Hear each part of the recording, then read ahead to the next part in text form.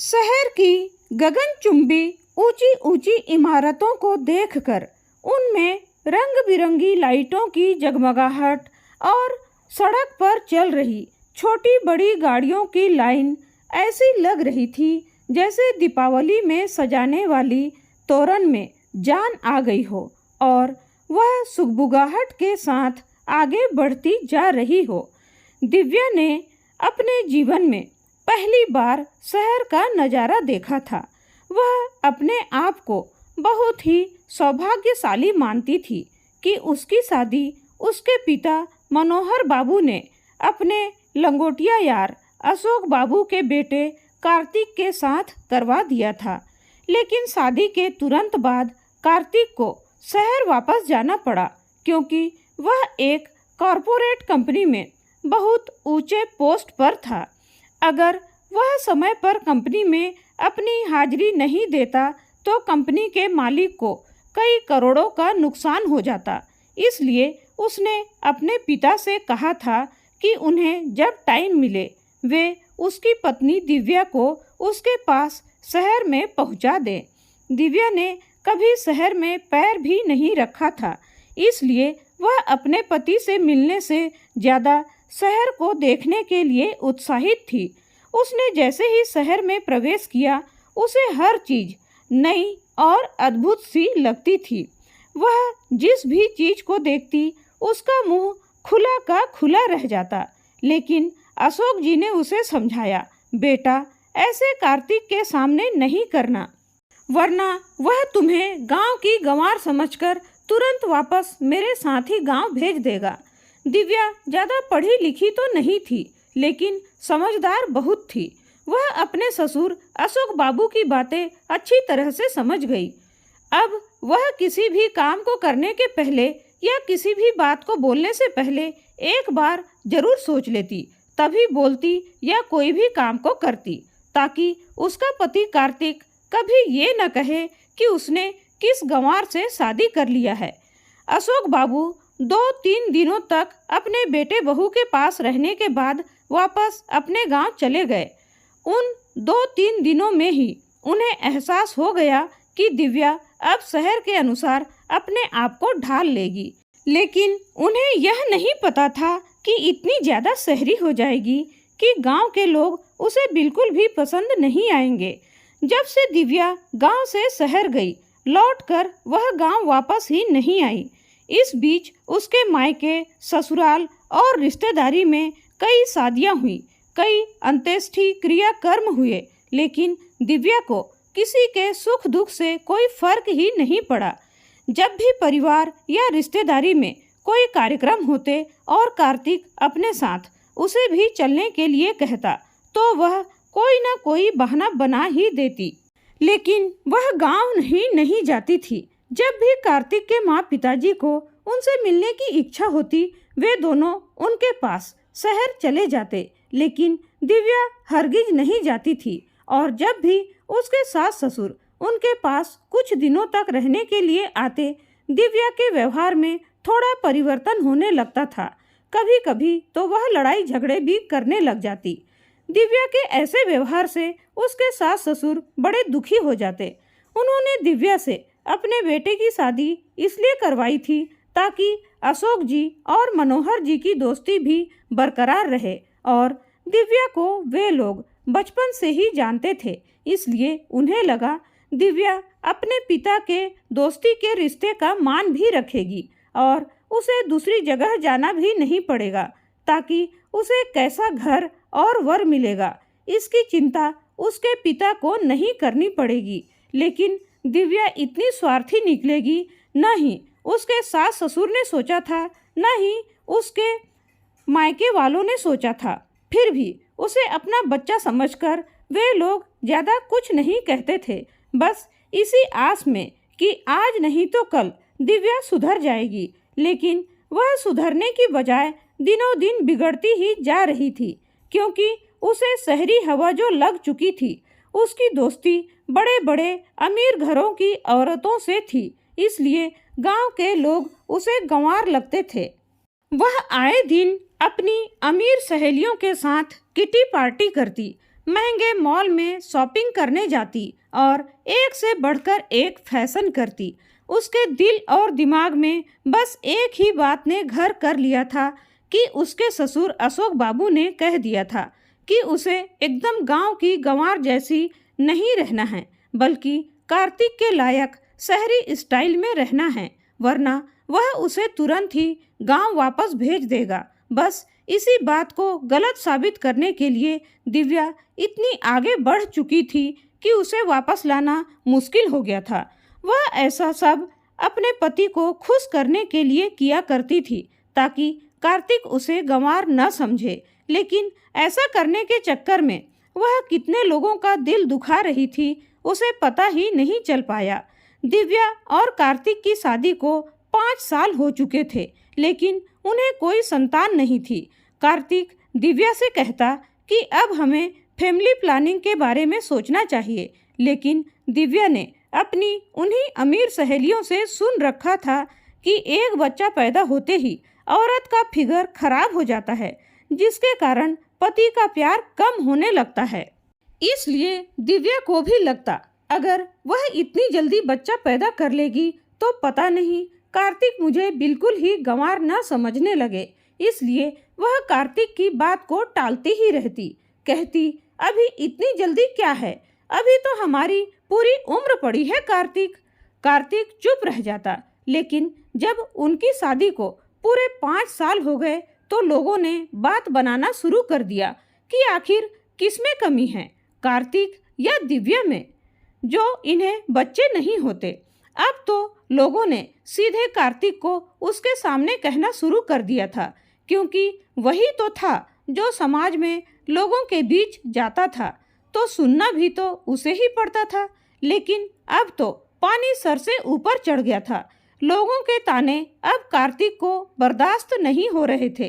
इसलिए उसने एक दिन ऑफिस से आने के बाद दिव्या से 2 टूक बात किया। बोला कि दिव्या, मुझे तो बच्चा हर हाल में चाहिए, लेकिन तुम क्यों मना कर रही हो? क्या तुम्हारे अंदर ऐसी कोई कमी तो नहीं है जो बच्चा पैदा करने में बाधा उत्पन्न कर रही है? कार्तिक की ऐसी तीखी बातें सुनकर दिव्या आग बबूला हो गई और दूसरे दिन उसने यह बात अपनी बेस्ट फ्रेंड माही को बताया। तब माही बोली, देखा, आ गए ना तेरे पति अपनी औकात में, कर दी ना गंवारों वाली बात।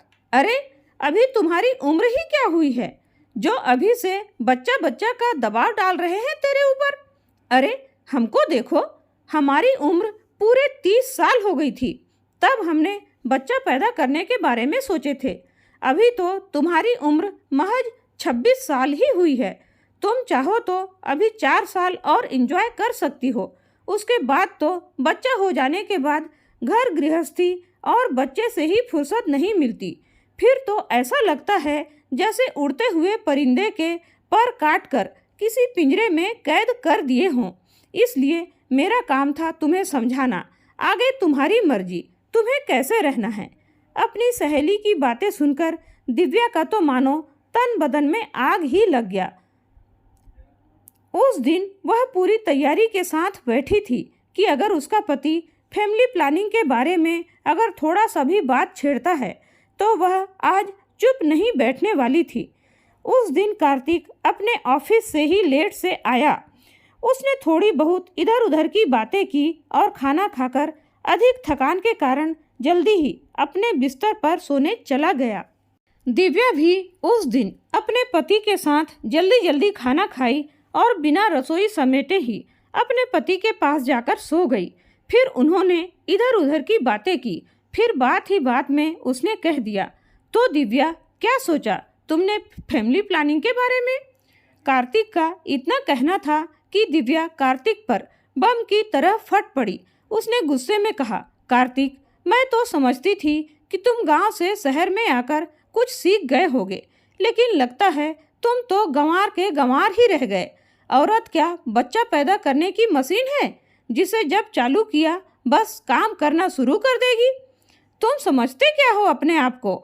क्या तुम जो कहोगे मैं वही करूँगी? ऐसा तो हरगिज नहीं होगा कार्तिक। अगर तुमको ऐसा लगता है कि मैं तुम्हारी इच्छा पूरी नहीं कर पा रही हूँ तो मैं कल सुबह ही तुम्हारा घर छोड़कर चली जाऊंगी।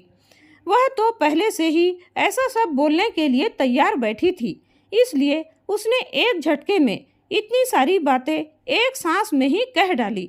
कार्तिक ने सोचा दिव्या गुस्से में यूं ही कह दी होगी। वह न तो ज़्यादा पढ़ी लिखी है, न ही इसे किसी काम का एक्सपीरियंस है, इसलिए इसने यूं ही धमकी दी होगी। लेकिन सुबह होते ही कार्तिक ने देखा दिव्या कहीं भी नहीं है। फिर उसने सोचा कहीं घूमने गई होगी। जब कार्तिक ने सुबह नहाना धोना कर लिया फिर भी दिव्या नहीं आई, तो उसने सबसे पहले उसकी सहेली माही को फ़ोन लगाया। तो उसने कहा वह तो उसके घर नहीं गई है। फिर उसने अपने जान पहचान के 2-4 लोगों को जिनके घर वह जा सकती थी उन्हें फ़ोन लगाया। लेकिन जब सभी ने कहा कि दिव्या उनके घर नहीं गई है तो उसकी चिंता बढ़ने लगी। उसने अपने पिता अशोक बाबू को फ़ोन लगाया और सारी बातें बता दी। उधर अशोक बाबू भी परेशान थे कि दिव्या आखिर गई कहाँ।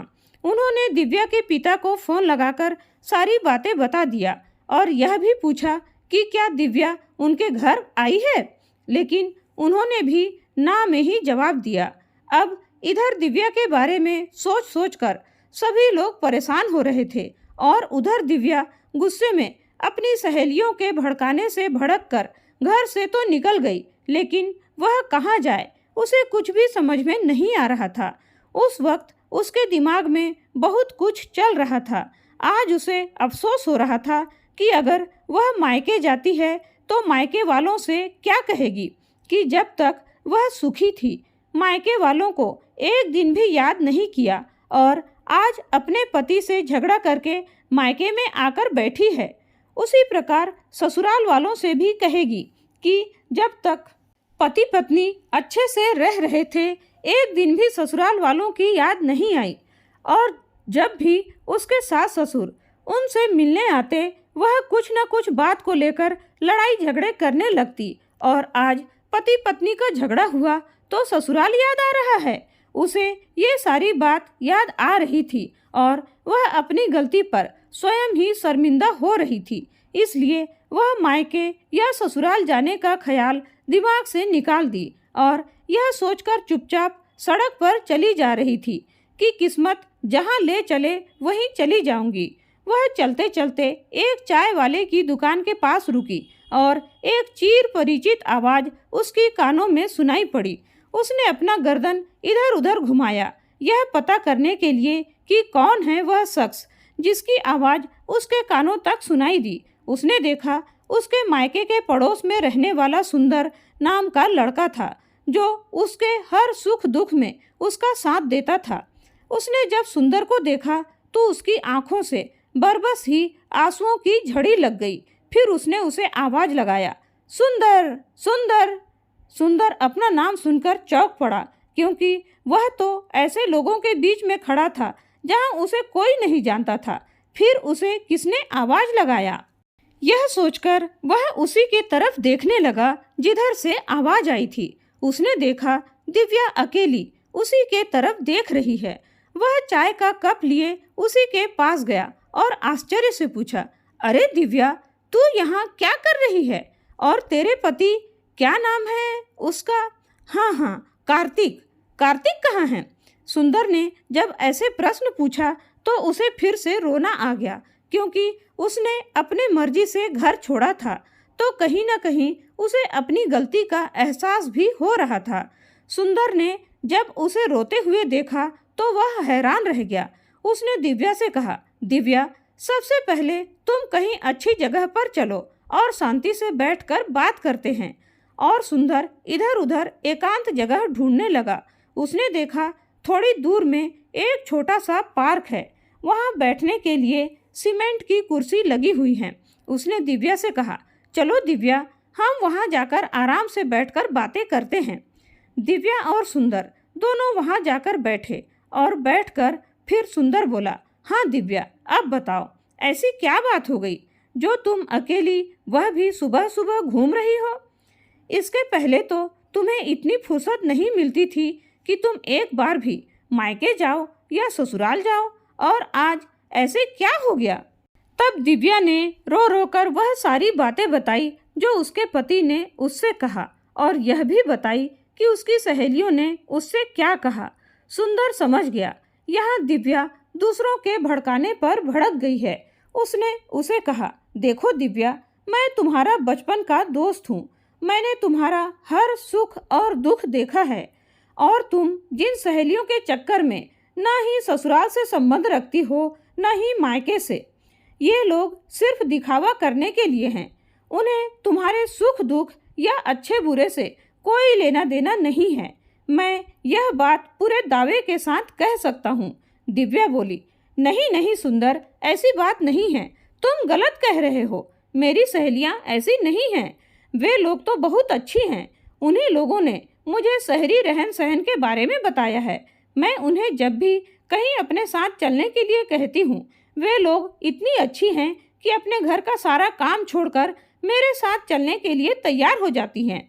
तुम मुझे देखकर इतना तो अंदाजा लगा ही सकते हो ना कि मैं पहले कैसी रहती थी और अब मेरे पहनने ओढ़ने और बोलने चालने में कितना अंतर आ चुका है। सुंदर उसे देखकर मंद मंद मुस्कुराने लगा। तब दिव्या उस पर चिढ़ते हुए बोली, अच्छा, तो तुम भी मेरी मदद करने के बजाय मेरे ऊपर हंस रहे हो? ठीक है, तुम हंसते रहो, मैं यहाँ से जा रही हूँ। कहकर दिव्या वहाँ से जाने के लिए उठ खड़ी हुई। तब सुंदर ने उसका हाथ पकड़ा और बोला, मुझे माफ कर दो मेरी माँ, अब से नहीं हंसूंगा। लेकिन अब मैं जो कहने वाला हूँ उसे तू ध्यान से सुन। तू ये बता, तेरी सबसे अच्छी सहेली कौन है? उसने कहा, माही। ठीक है, माही को फोन लगा। उसने कहा, मेरे पास उनका नंबर तो है, लेकिन मैंने मोबाइल घर पर ही छोड़ दिया।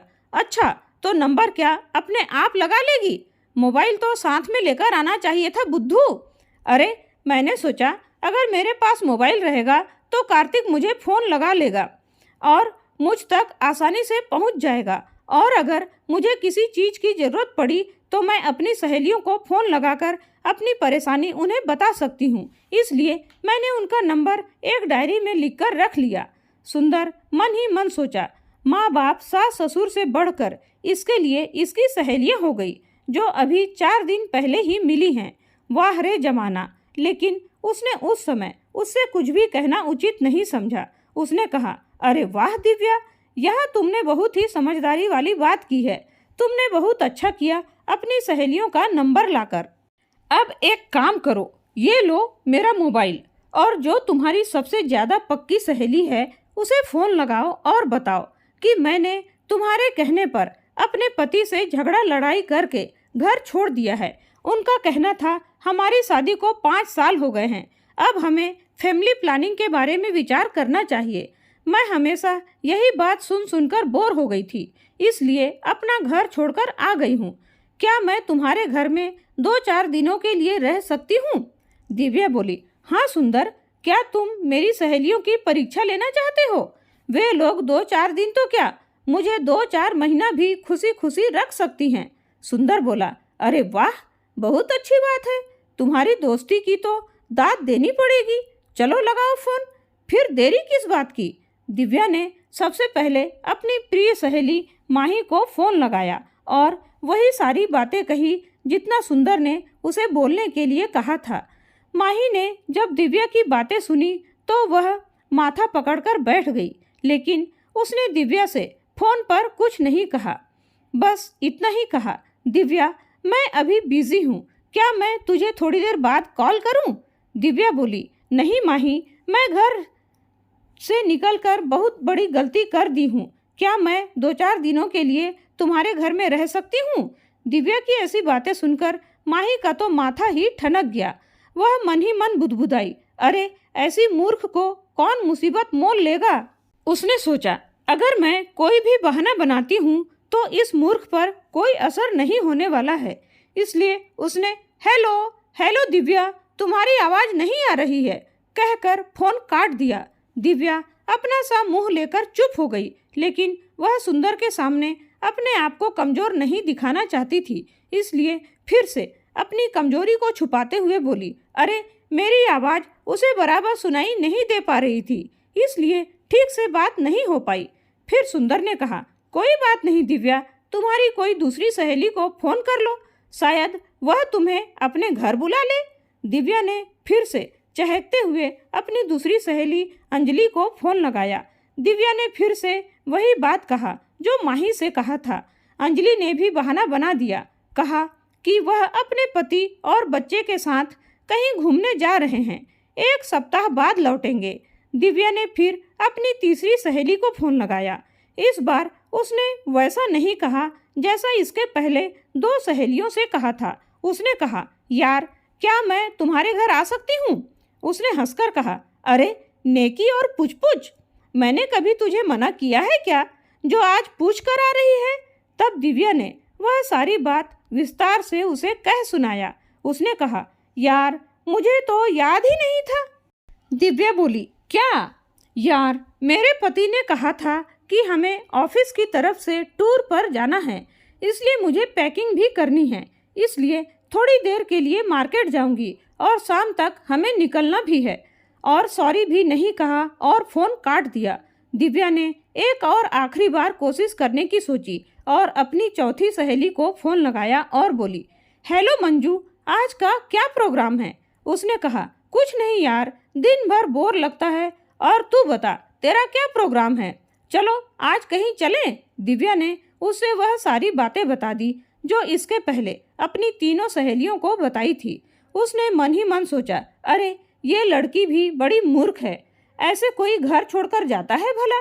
फिर उसने उससे कहा, यार दिव्या, अभी अभी मेरे पति का मैसेज आया है कि उनके कंपनी में 3 दिनों का सेमिनार लगने वाला है, उसमें दूर दूर से गेस्ट आएंगे, तो कुछ गेस्ट हमारे घर पर भी रुकेंगे, इसलिए अभी मैं तुम्हारी कोई मदद नहीं कर सकती। इतना कहकर उसने भी फ़ोन काट दिया।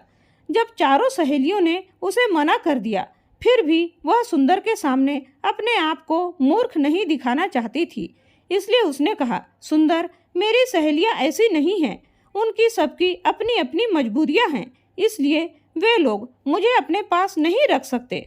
सुंदर बोला, ठीक है, चलो आज तुम्हारी गलतफहमी दूर कर देते हैं। आज दूध का दूध और पानी का पानी हो ही जाए। चलो तुम सभी सहेलियां जिसके घर बैठकर गप्पे लड़ाती थी ना, वहीं चलते हैं। आज वे चारों तुम्हें वहीं मिलेंगी। दिव्या बोली, नहीं सुंदर, सभी लोग बिजी हैं, उन्हें अपने अपने काम से फुर्सत नहीं है, तो कहाँ गप मारने बैठेंगी। सुंदर बोला, अरे बाबा, अगर ऐसा नहीं हुआ तो तुम्हारी जीत और मेरी हार होगी, फिर तुम जो कहोगी मैं वैसा ही करूँगा। दिव्या बोली, ठीक है, चलो मैं भी देखती हूँ, मेरी सहेलियाँ मुझे धोखा दे ही नहीं सकती, क्योंकि उन्हीं लोगों ने तो मुझे जीना सिखाया है, वरना गांव की जिंदगी भी कोई जिंदगी होती है भला। कहकर वे दोनों वहां गए जिसके घर दिव्या को लगता था कि वे लोग बैठे होंगे। देखा तो वास्तव में चारों सहेलियां वहीं बैठी हैं, उनके साथ और 2 या 3 औरतें बैठी हैं, और सभी लोग केवल दिव्या के बारे में बातें कर रही थी। कोई कहता, दिव्या वैसे भी कम पढ़ी लिखी है, गांव से आई है, शहर में आकर उसे ऐसा लगता है जैसे गांव के लोग इंसान ही नहीं हैं। अरे उस मूर्ख को कौन समझाए, हम लोग भी तो गांव से ही आए हैं ना, कौन सा हमारा जन्म शहर में ही हुआ है, और इस शहर को शहर किसने बनाया? हमारे तुम्हारे जैसे गांव से आए हुए लोग ही ना। फिर गांव वालों से इतनी नफरत क्यों? कोई कहता, अरे वह कह रही थी उसके ससुर ने कहा था कि कार्तिक शहर में रहता है, तो उसी के अनुसार शहरी स्टाइल में रहना। बस वही बात उस मूर्ख के दिमाग में बैठ गया है, इसलिए उसे शहर में रहने का ऐसा खुमार चढ़ा है कि वह अपने गांव वालों से रिश्ते नाते ही तोड़ दी, और भी उसके बारे में कई प्रकार की बातें करते और तालियां देकर ठहाका लगाकर एक साथ सभी लोग हंसते। उनका ऐसा हंसना दिव्या के छाती पर वज्र का प्रहार जितना दर्द महसूस होता। वह उनकी ये सब बातें बाहर खिड़की के पास खड़ी होकर सुन रही थी, और अंत में उसकी सबसे प्रिय सहेली, जिसे वह अपने मन का सारा सुख दुख हर बात बताती थी, उसने कहा, ऐसी मूर्ख को तो ऐसे बड़े बड़े शहर में बुद्धू बनाकर आसानी से बेच भी सकते हैं। और सभी लोग फिर से ठहाका लगाकर हंस पड़े। उसकी ऐसी बात दिव्या सुन नहीं पाई और आग बबूला होती हुई उससे लड़ाई करने के लिए जाने लगी। तभी सुंदर ने उसे पकड़ लिया और उसका मुंह बंद करके चुपचाप वापस वहां से ले गया जहां उनका शिविर लगा था। दरअसल सुंदर सरकारी डॉक्टर था और उनको 3 दिनों की ट्रेनिंग के लिए उसी शहर में बुलाया गया था। सुंदर ने सोचा तो था कि वह दिव्या से मिले, लेकिन न ही उसका फ़ोन नंबर था न ही एड्रेस, इसलिए उसने यह बात अपने दिमाग से निकाल दिया था। लेकिन कहते हैं ना, जिसे दिल से वह भी बिना किसी स्वार्थ के याद करो वह मिल ही जाता है। बस वही इत्तेफाक हुआ सुंदर के साथ भी। अचानक ही दिव्या सामने से आकर मिल गई। फिर क्या था, सुंदर ने अपने बड़े अधिकारी सर से निवेदन किया कि दिव्या को वहां रुकने दिया जाए। उसके रुकने के जो चार्जेस लगेंगे वह सुंदर ने अपने जेब से भरने की बात कही तो अधिकारी मान गए। लेकिन सुंदर की पत्नी रुचि भी वही थी, क्योंकि वह भी डॉक्टर थी। सुंदर ने जब दिव्या की परेशानी उसे बताया तो वह नाक भौं सिकुड़ने लगी, क्योंकि उसने भी दिव्या के बारे में सुन रखा था कि शहर में जाने के बाद उसने न ही मायके से रिश्ते नाते रखा है न ही ससुराल से। गांव के सभी लोग उसे गंवार ही लगते हैं, इसलिए उसे ऐसा लगा कि आज जरूरत पड़ने पर कैसे चोर की तरह मुंह छुपाए इधर उधर घूम रही है। उसने दिव्या से उसी समय कह दिया, अरे हम लोग भी तो गांव के ही गंवार हैं। आज हमारे साथ रहते हुए तुम्हें शर्मिंदगी महसूस नहीं हो रही है क्या? फिर सुंदर ने बात को संभालते हुए कहा, अरे ये तो तुम्हारी भाभी है, इसलिए मजाक कर रही है। और सभी लोग हंस दिए। लेकिन दिव्या को उसकी बात बहुत बुरी लगी, परंतु वह कर भी क्या सकती थी। उसने भी थोड़ा सा मुस्कुरा दिया ताकि किसी को ये न लगे कि दिव्या को रुचि की बात बुरी लगी। जब रात में सभी लोग खाना खाकर सो गए तब थकान अधिक होने के कारण सभी लोग खर्राटे मारकर सो रहे थे, परंतु दिव्या की आंखों में नींद नहीं थी।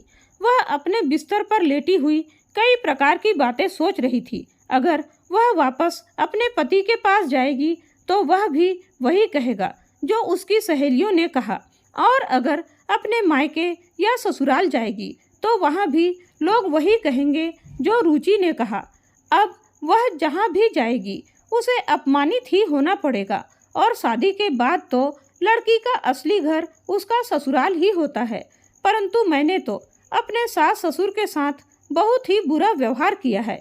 उनके साथ मैंने कभी सीधे मुंह बात भी नहीं किया है। फिर वहाँ मुझे कौन इज्जत के साथ रहने देगा? जैसे रुचि ने यहाँ सबके सामने ताना मार दिया, वहाँ तो उनका अपना घर होगा, वहाँ तो वे लोग जैसी मर्जी मुझे ताने मार सकते हैं, लड़ाई झगड़े कर सकते हैं, जैसा मैंने उनके साथ किया था। यही सब सोचते सोचते दिव्या की आंखों से आंसू झरझर झरने लगे। फिर उसने सोचा, इन सब से छुटकारा पाने का एक ही उपाय है, आत्महत्या। यही सोचकर दिव्या रात के अंधेरे में वहां से उठकर चुपचाप जाने लगी। तभी एक गार्ड ने उसे जाते हुए देख लिया। उसने उससे पूछा कि वह कहाँ जा रही है, तो उसने कहा उसे वहाँ बेचैनी लग रही है तो थोड़ी देर खुली हवा में घूमकर वापस आ जाएगी। लेकिन जब दिव्या को गए 2 घंटे से ज़्यादा होने लगे तो उस गार्ड ने सोचा, क्यों ना मैं ही उसे देखकर आऊं, आखिर वह कहाँ गई। गार्ड ने कुछ दूर तक जाकर देखा, लेकिन उसे दिव्या कहीं भी दिखाई नहीं दी। फिर वह वापस शिविर में आया और सुंदर को चुपके से जगाया और उसे बताया कि दिव्या को यहाँ से गए 2 घंटे से ज़्यादा हो गए हैं, वह अभी तक नहीं आई है। तो वह चुपचाप उसे ढूंढने निकल पड़ा। कुछ दूरी पर गया तो उसने सुना 2 लोग किसी चीज़ का सौदा कर रहे हैं। उसने उनकी बात रिकॉर्ड कर ली और देखा एक औरत दिव्या को लेकर उनके पास जा रही है। उसने देखा बस अब दिव्या उस आदमी के साथ कार में बैठने ही वाली थी कि तुरंत ही सुंदर ने उसका हाथ पकड़ा और उसका मुंह बंद करके नीचे खींच लिया, और रात के अंधेरे में उस कार वाले को पता ही नहीं चला कि दिव्या बैठी है या नहीं, क्योंकि सुंदर ने कार का दरवाजा बंद कर दिया और वह औरत और वह आदमी भी तुरंत ही वहां से चले गए थे। दिव्या ने सुंदर को एक थप्पड़ उसके गाल पर मारा और कहा, सुंदर, तुम्हारी हिम्मत कैसे हुई मुझे वहां से खींच कर लाने की? मैं अपनी नई दुनिया बसाने जा रही थी और तुमने मुझे फिर से उसी नर्क में धकेल दिया जहां से मैं निकलना चाहती थी। वे लोग मुझे दूसरे शहर में ले जाकर नौकरी देना चाहते थे जहां मुझे मुफ्त में रहने और खाने की सुविधा भी दी जाती। मैंने उनसे कहा कि मैं ज़्यादा पढ़ी लिखी नहीं हूँ, तो उन्होंने कहा उनके पास कम पढ़े लिखे लोगों के लिए भी बहुत से काम हैं, इसलिए मैं उनके साथ जा रही थी ताकि मुझे तुम्हारी पत्नी के जैसे कोई और ताना न मार सके। सुंदर बोला, अरे मूर्ख, तू सच में मूर्ख है। तेरी सहेलियां तुझे मूर्ख कह रही थी ना? सच में तू मूर्ख है। वे लोग कौन थे तुझे मालूम है? ये ले सुन उन लोगों की सच्चाई। अच्छा हो गया, सही समय में मैंने अपना दिमाग का इस्तेमाल करके उनकी बातों को रिकॉर्ड कर लिया और रात के सन्नाटे के कारण वे लोग थोड़ा धीरे धीरे भी बोलते थे, फिर भी समझ में आने लायक रिकॉर्ड तो हो ही गया है। दिव्या ने जब वह रिकॉर्डिंग सुना तो उसमें वे दोनों आदमी दिव्या को खरीदने बेचने की ही बात कर रहे थे। उनका कहना था 25 से 30 वर्ष की औरत की तो मुँह मांगी कीमत मिलती है। बहुत दिन हो गए ऐसा माल हाथ नहीं लगा था। इस बार इस औरत को बेचकर तो माला माल हो जाएंगे। अरे ये निशा भी कहाँ रह गई? वह तो कह रही थी कि माल शीशे में उतर गया है। दिव्या समझ गई वह औरत जो पिछले 2 घंटे से उसे बहन बेटी कह कह कर समझा रही थी, वह दरअसल उसकी रक्षक नहीं बल्कि भक्षक थी। उस रिकॉर्डिंग को सुना और फूट फूट कर रो पड़ी और सुंदर के कदमों में गिरकर माफ़ी मांगने लगी। सुंदर बोला, देखो दिव्या, तुम मेरी बचपन की दोस्त हो। तुम ऐसे रोती हो तो मुझे भी रोना आ रहा है। मैं तो कहता हूँ इस बात की जिक्र ही मत करना अपने परिवार वालों के सामने, ताकि तुम्हारी इज्जत पर कोई उंगली ना उठा सके। दिव्या ने मन ही मन सोचा, सुंदर आज भी उसकी कितनी परवाह करता है और मैं स्वार्थी अपने स्वार्थ में इतनी अंधी हो गई थी कि मुझे किसी का प्यार ही नहीं दिखा। वह सुंदर के साथ शिविर में गई और चुपचाप सो गई। रुचि को उसके बारे में पता ही नहीं चला। फिर सुबह होने पर सभी लोग जाग गए, लेकिन दिव्या सोती रही। रुचि ने जब उसे उठाना चाहा तो सुंदर ने उसे मना कर दिया और सारी बात बता दिया और यह भी बताया कि यहाँ से छुट्टी होते ही हम लोग सीधे अपने घर न जाते हुए पहले दिव्या के घर जाएंगे ताकि कार्तिक उसे कुछ भला बुरा ना कहे। रुचि बोली, क्यों? अपने मन से घर छोड़कर आई है तो अपने मन से जाने भी दो। बचपन में तो तुमने इसका बहुत सपोर्ट किया, तो क्या इसके जिंदगी भर सपोर्ट करते रहोगे? सुंदर बोला, रुचि, हम डॉक्टरों को क्या सिखाया जाता है? प्राणियों की सेवा करना, जन कल्याण के कार्य करना, तो इसे भी एक जन कल्याण ही समझ लो। फिर रुचि ने वहाँ बात बढ़ाना ठीक नहीं समझा और हाँ कह दिया। जब सुंदर और रुचि की छुट्टी हुई तो उनके साथ दिव्या भी जाने के लिए तैयार हुई। सुंदर बोला, दिव्या, तुम्हारे घर का एड्रेस बताओ। दिव्या ने एड्रेस बताया। जैसे ही वे तीनों कार्तिक के घर पहुँचे, कार्तिक रो रहा था और उसके मम्मी पापा उसे समझा रहे थे कि एक न एक दिन दिव्या जरूर आएगी बेटा। चुप हो जाओ बेटा, धीरज रखो, हिम्मत से काम लो। वहीं दिव्या के मम्मी पापा भी आंसू बहा रहे थे। उन्हें भी अपनी बेटी का चुपचाप घर छोड़कर चले जाना ठीक नहीं लग रहा था। अपने माता पिता, सास ससुर को रोते बिलखते दुखी होते देख दिव्या को अपनी गलती का एहसास हुआ। उसने सबसे पहले कार्तिक के पैरों में गिरकर माफ़ी मांगा, फिर अपने सास ससुर से माफ़ी मांगा, फिर अपने माता पिता से भी माफ़ी मांगा। दिव्या के आ जाने से सभी लोग खुश तो हुए, लेकिन उन्हें गुस्सा भी इस बात की थी कि इतनी छोटी सी बात के लिए ऐसे घर छोड़कर जाना ये कहाँ की समझदारी है।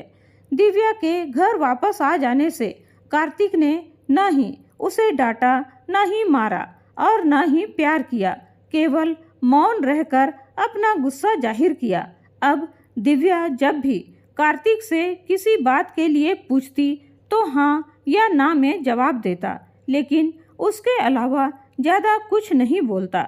उसका मौन रहना ही दिव्या के लिए 100 बार मरने के बराबर लगता था। अब दिव्या जब भी फैमिली प्लानिंग की बात करती, कार्तिक उसका कोई जवाब नहीं देता था। अब दिव्या को अपनी जिंदगी नर्क के समान लगने लगी थी। दिव्या ने कार्तिक को मनाने का भरसक प्रयास किया, लेकिन वह पहले की तरह उससे आत्मीयता से नहीं मिल पाया और दिव्या जीवन भर पश्चाताप की अग्नि में जलती रही। इसीलिए कहा गया है, अब पछताए होत क्या जब चिड़िया चुग गई खेत। तो दोस्तों, यह थी आज की हमारी कहानी। आज की यह कहानी आप लोगों को कैसी लगी? उम्मीद करते हैं यह कहानी आपको ज़रूर पसंद आई होगी। पसंद आए तो प्लीज़ हमारे चैनल को सब्सक्राइब कीजिए, वीडियो को लाइक और शेयर ज़रूर कीजिएगा दोस्तों। कहानी को अंत तक सुनने के लिए आपका बहुत बहुत धन्यवाद।